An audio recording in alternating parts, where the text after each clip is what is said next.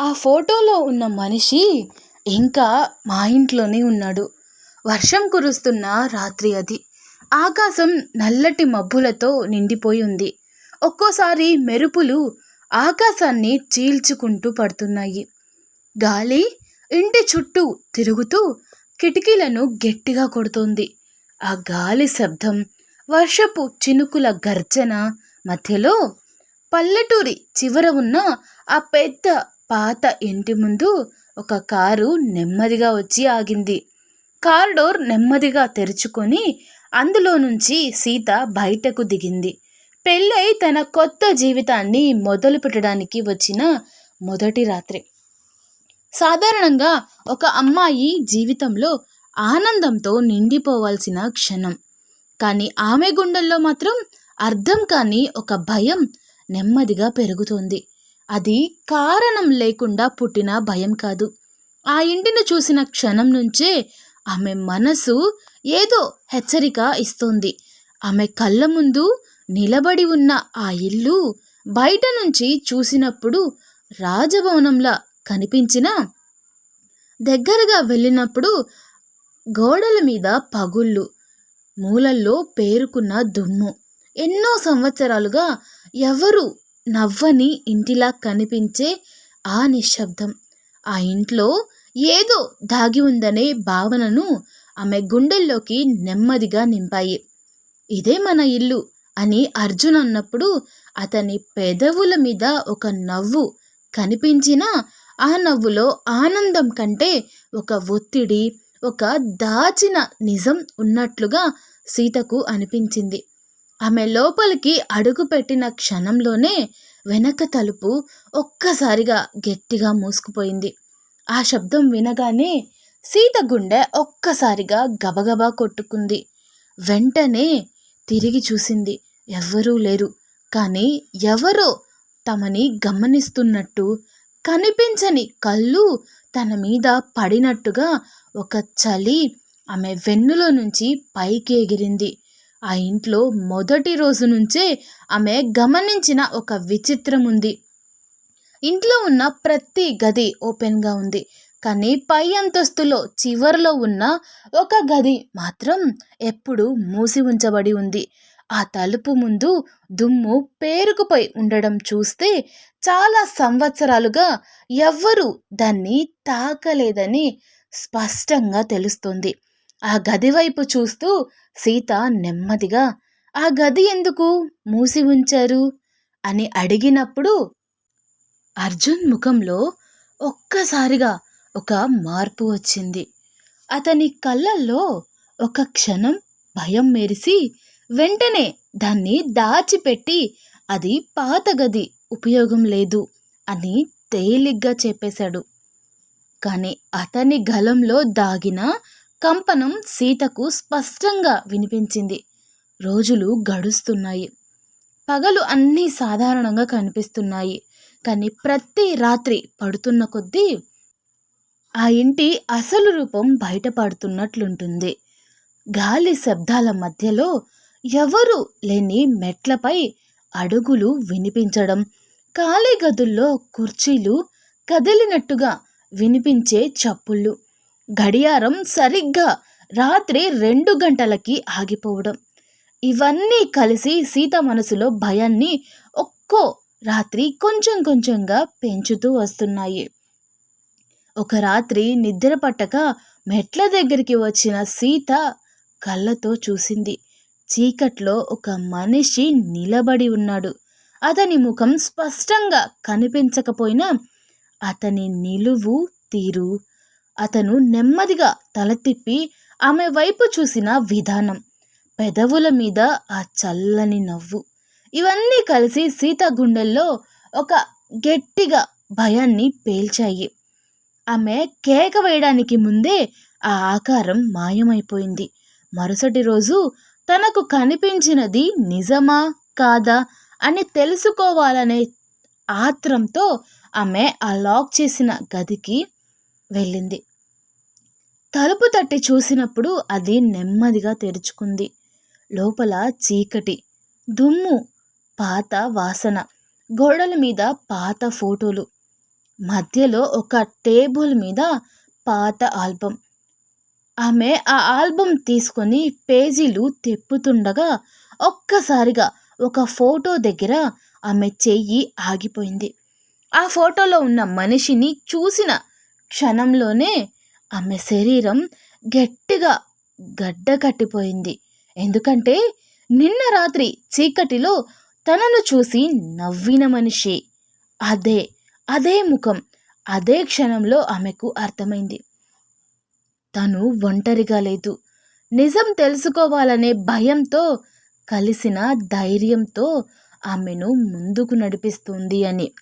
పక్కింటి వృద్ధురాలు చెప్పిన కథ ఆమె గుండెల్లో చలి పుట్టించింది. ఆ మనిషి పేరు రాఘవ్. ఈ ఇంటి పెద్దోడు. కానీ అతను చనిపోలేదు, అతన్ని చంపేశారు అని చెప్పింది. ఆ మాటలు విన్న తర్వాత సీత మళ్ళీ ఆ గదిలోకి వెళ్ళి వెతికింది. పాత వస్తువుల మధ్య ఒక డైరీ దొరికింది. ఆ డైరీ చివరి పేజీలో ఉన్న ఒక్క లైన్ ఆమె జీవితాన్ని పూర్తిగా మార్చేసింది. ఆ డైరీలో ఏం రాసుందంటే, నన్ను చంపింది నా సొంత తమ్ముడు అని. ఆమె చేతులు వణికిపోయాయి. ఆ క్షణంలో వెనక నుంచి అర్జున్ గలం వినిపించింది. ఏం చదువుతున్నావు అని. ఆమె నెమ్మదిగా తిరిగింది. అతని కళ్ళల్లో ఈసారి నవ్వులేదు, నిజం దాగిలేదు, నేరం మాత్రమే ఉంది. అతను నెమ్మదిగా దగ్గరకు వచ్చి ఆమె చేతిలో ఉన్న డైరీని చూసి, ఇప్పటి వరకు తెలుసుకున్నావు కదా, ఇంకా చాలు అని అన్నాడు. ఆమె గొంతు వణుకుతూ, ఎందుకు ఎందుకు ఇలా చేశావు, ఎందుకు మీ అన్నని చంపావు అని అడిగింది. అర్జున్ కళ్ళల్లో నెమ్మదిగా ఒక అగ్ని వెలిగింది. అతను లోపల దాచుకున్న సంవత్సరాల బాధ అంతా బయటకు రావడం మొదలైంది. అతను నా అన్నయ్య కాదు, నా శ్వాసనే ఒక్కొక్కటిగా నెమ్మదిగా ఆపేసిన మనిషి అని అర్జున్ గలం బరువెక్కింది. అతని కళ్ళల్లో సంవత్సరాలుగా దాచుకున్న బాధ ఒక్కసారిగా పైకి ఎగిసొచ్చినట్టు కనిపించింది. చిన్నప్పటి నుంచి అదే ఇల్లు, అదే గోడలు, కానీ అదే ఇంట్లో నాకు స్థానం ఎప్పుడూ అతని నీడ కిందనే ఉండేది. నేను నవ్వినా తప్పే, మాట్లాడినా తప్పే, నేను ఏం చేసినా సరే అతని కళ్ళల్లో నేను ఎప్పుడు పనికి రాని వాడినే. నా చదువు మధ్యలోనే ఆపించాడు. నీకు చదువు అవసరం లేదు, నువ్వు నా కింద పని చేస్తే చాలు అని చెప్పి నా భవిష్యత్తునే నా చేతుల నుంచి లాగేసుకున్నాడు. అది సరిపోలేదు, నేను ప్రేమించిన అమ్మాయిని కూడా తన డబ్బు, తన ప్రభావంతో నా నుంచి దూరం చేయాలని చూశాడు. నా ఆనందం అతనికి అసహ్యం, నా కలలు అతనికి హాస్యం, నేను బ్రతకడం కూడా అతనికి అవసరం లేనట్లుగా అనిపించేది. ఒకరోజు నేను చివరిసారి అతని ముందుకు వెళ్ళి, ఇలా ఎందుకు చేస్తున్నావు అని గట్టిగా అడిగినప్పుడు అతను నన్ను చూసి నవ్వాడు. ఆ నవ్వు ఇప్పటికీ నా చెవుల్లోనే మారుమ్రోగుతూ ఉంటుంది. ఈ ఇల్లు, ఈ ఆస్తి, ఈ జీవితం ఇవన్నీ నా సొంతం. నువ్వు ఈ ఇంట్లో ఒక నీడ మాత్రమే, నీకు ఏమీ ఉండదు అని అన్నాడు. దానికి కూడా నేను ఒప్పుకున్నాను. కానీ నన్ను ఒక పని మనిషి కన్నా హీనంగా చూసేవాడు. ఆ క్షణంలో నా లోపల ఏదో విరిగిపోయింది సీత.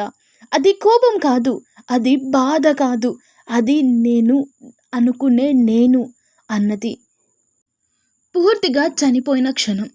ఆ తరువాత నేను ఏమి చేస్తున్నానో కూడా నాకు అర్థం కాలేదు. నా చేతులు వణికాయి, కానీ ఆగలేదు.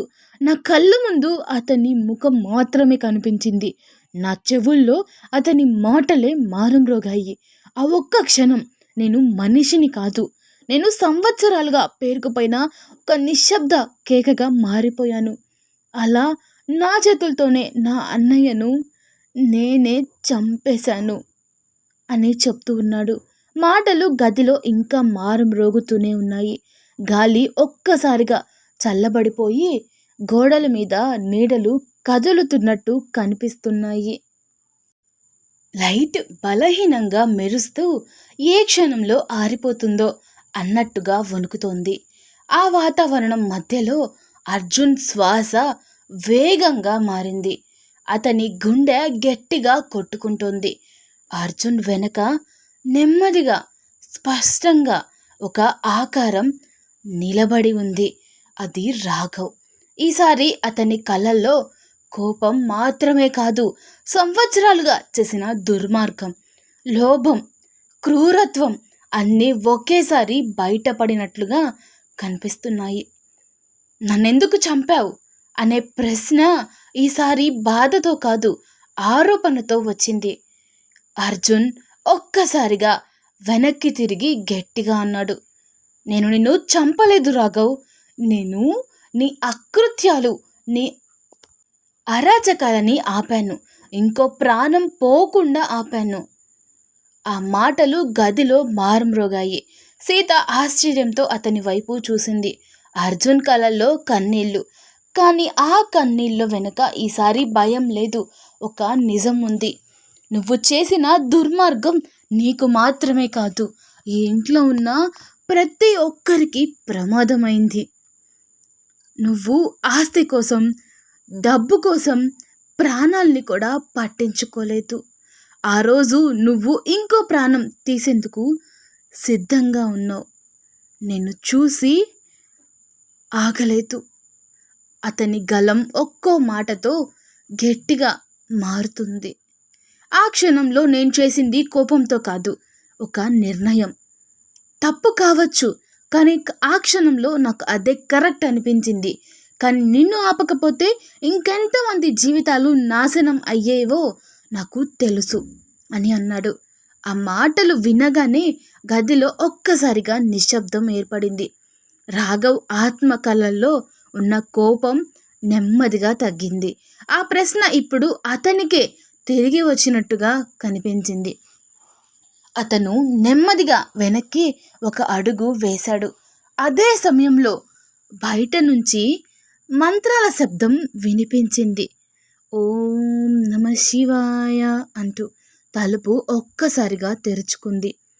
అఘోరీలు లోపలికి వచ్చారు. వాళ్ళు కళ్ళు నేరుగా రాఘవ ఆత్మపై పడ్డాయి. అఘోరీల్లో పెద్దవాడు నెమ్మదిగా అన్నాడు, ఈ ఆత్మ కోపంతో కాదు, తనలో ఉన్న చీకటితో ఇక్కడే బంధించబడి ఉంది అని అన్నాడు. అఘోరి నెమ్మదిగా అన్న క్షణంలోనే రాఘవ ఆత్మ ఒక్కసారిగా ఉగ్రరూపం దాల్చింది. ఇప్పటి వరకు నిశ్శబ్దంగా నిలబడి ఉన్న ఆ ఆకారం ఒక్కసారిగా గాలి మధ్యలో ఎగిసి పడుతున్న అగ్నిలా మారిపోయింది. గదిలో ఉన్న ప్రతి వస్తువు ఒక్కసారిగా కంపించింది. కిటికీలు గట్టిగా డమరుమన్నాయి. గాలి ఒక చక్రంలా తిరుగుతూ అందర్నీ వెనక్కి నెట్టేస్తోంది. ఇది సులభంగా వెళ్ళదు అని అఘోరిలో పెద్దవాడు గట్టిగా అన్నాడు. అతని కళ్ళల్లో ఇప్పుడు ప్రశాంతత కాదు, యుద్ధానికి సిద్ధమైన దృఢ నిశ్చయం కనిపిస్తోంది. వాళ్ళు ముగ్గురు గదిలో 3 మూలల్లో నిలబడి ఆత్మని బంధించడానికి ప్రయత్నిస్తున్నారు. తమ త్రిశూలాలను నేలలో గట్టిగా దించారు. ఆ క్షణంలో నేల మీద ఒక అజ్ఞాత వలయం ఏర్పడినట్లుగా కనిపించింది. దుమ్ము స్వయంగా కదిలి ఆ వలయం ఆకారాన్ని స్పష్టంగా చూపిస్తోంది.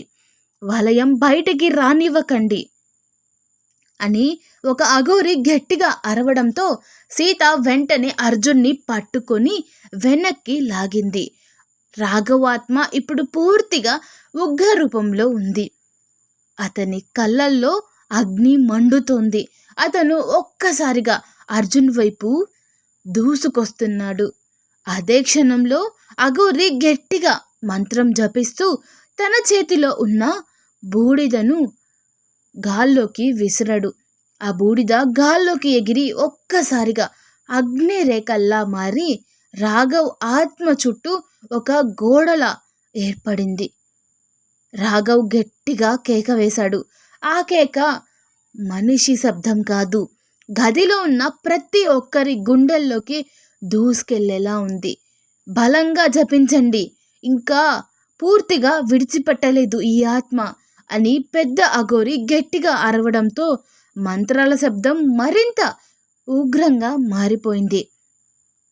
ఓం కాలభైరవాయ రుద్రరూపాయ స్తంభాయ స్తంభయ అంటూ మంత్రాన్ని జపిస్తున్నారు. ప్రతి మంత్రం గదిలో గర్జిస్తూ గోడల మీద తాకి తిరిగి వస్తోంది. రాఘవ్ ఆత్మ ఆ వలయం నుంచి బయటకు రావడానికి ప్రయత్నిస్తోంది. ఒక్కోసారి గోడలను ఢీకొడుతోంది. ఆ ఢీకొట్టే శబ్దం గదిని కంపింపజేస్తోంది. నేలలో చీలికలు పడుతున్నాయి. సీత కళ్ళు మూసుకొని అర్జున్ చేతిని గట్టిగా పట్టుకుంది. అర్జున్ గుండె గట్టిగా కొట్టుకుంటుంది. అతను తన జీవితంలో ఎప్పుడూ ఇంత భయాన్ని అనుభవించలేదు. ఒక క్షణంలో రాఘవ్ ఆత్మ బలంగా గర్జించి ఆ వలయాన్ని దాదాపు పగలగొట్టేలా చేసేస్తోంది.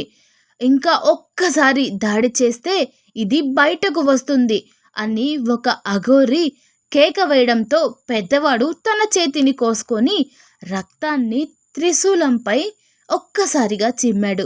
ఇది చివరి బంధనం అని అతను గట్టిగా అన్నాడు. అతను త్రిశూలాన్ని నేలపై గట్టిగా కొట్టిన క్షణంలో స్తంభన ఆ ఒక్క పదంతో గదిలో ఉన్న గాలి కూడా కదలకుండా ఆగిపోయింది. రాఘవ్ ఆత్మ మధ్యలోనే నిలిచిపోయింది. కళ్ళు పెద్దవిగా, శరీరం కదలకుండా, మంత్రాలు ఇంకా వేగంగా, ఇంకా గట్టిగా వినిపించసాగాయి. నెమ్మదిగా ఆ ఆత్మ ఆకారం కరుగుతున్నట్టుగా మారింది. పొగలా విరిగిపోతూ కేకలు వేస్తూ నన్ను విడిచిపెట్టండి అనే శబ్దం వినిపించింది. అఘోరి గట్టిగా అన్నాడు, శాంతి పొందు, ఇదే నీ ముగింపు అని అన్నాడు. ఆ క్షణంలో ఆ ఆత్మ ఒక వెలుగులా పేరి అఘోరీలు ఉంచిన రుద్రాక్షల పాత్రలోకి బలంగా లాగబడింది. ఒక చివరి గర్జన అంతే. గది ఒక్కసారిగా నిశ్శబ్దమైంది. గాలి మళ్ళీ సాధారణంగా మారింది. లైట్ సరిగ్గా వెలిగింది. ఆ భయంకరమైన వాతావరణం ఒక్కసారిగా మాయమైంది. అర్జున్ నెమ్మదిగా రేఖ మీద కూర్చొని గట్టిగా ఊపిరి పీల్చుకున్నాడు. ఈసారి అతని కళ్ళల్లో భయం లేదు, ఒక భారమైన యుద్ధం ముగిసిన ఉపశమనం మాత్రమే ఉంది. అఘోరి నెమ్మదిగా అతని దగ్గరకు వచ్చి అన్నాడు, నువ్వు ఒక దుర్మార్గాన్ని ఆపావు, కానీ ఆ ఆత్మను బంధించి ఉంచడం వల్ల అది ఇప్పటిదాకా శాంతిని పొందలేకపోయింది. ఇప్పుడు అది ముగిసిపోయింది అని అన్నాడు. సీత కళ్ళల్లో కన్నీళ్ళు. ఈసారి అవి భయంతో కాదు, రిలీఫ్తో వచ్చినాయి. ఆ ఇంట్లో మొదటిసారి గాలి ప్రశాంతంగా అనిపించింది. కొన్ని రోజుల తర్వాత ఆ ఇంట్లో మళ్ళీ జీవితం మొదలైంది. చీకటిని ఆపడానికి చేసిన యుద్ధం ఎప్పుడూ పాపం కాదు, కానీ ఆ యుద్ధం ముగిసే వరకు శాంతి ఎప్పటికీ రాదు. ఈ కథ విన్న తర్వాత ఒక్క క్షణమైన భయం పుట్టిందా? లేదా అర్జున్ చేసిన నిర్ణయం గురించి మీలో ఏదైనా ప్రశ్న ఇంకా మిగిలిపోయి ఉందా? అయితే ఈ కథ మీ మనసును తాకింది అనేది ఖచ్చితంగా అర్థమవుతుంది. మన జీవితంలో కూడా కొన్ని నిజాలు బయటకు రావడానికి, కొన్ని చీకట్లు చెదరడానికి ఒక్క క్షణం చాలు. అలాంటి కథలు మీకు ఇంకా వినాలనిపిస్తే, ఇలాంటి సస్పెన్స్, ఎమోషన్స్, నిజాల్ని చెప్పే కథలు మిస్ అవ్వకూడదు అనుకుంటే ఈ వీడియోకి ఒక చిన్న లైక్ ఇవ్వండి. పక్కనే ఉన్న హైప్ బటన్ ప్రెస్ చేయండి. మీ ఒక్క లైక్ నా వీడియోస్ని ఇంకో 10 మందికి చేరేలా చేస్తుంది. మీ ఫ్రెండ్స్తో తప్పకుండా షేర్ చేయండి. మీ అభిప్రాయం కామెంట్లో చెప్పండి. ముఖ్యంగా ఇలాంటి కథలు మీకు ప్రతిరోజు అందాలంటే ఇప్పుడే సబ్స్క్రైబ్ చేసుకోండి. ఎందుకంటే ఇది కేవలం ఒక కథ కాదు, ఇంకా చెప్పాల్సిన ఎన్నో కథల ఆరంభం మాత్రమే. Thanks for watching.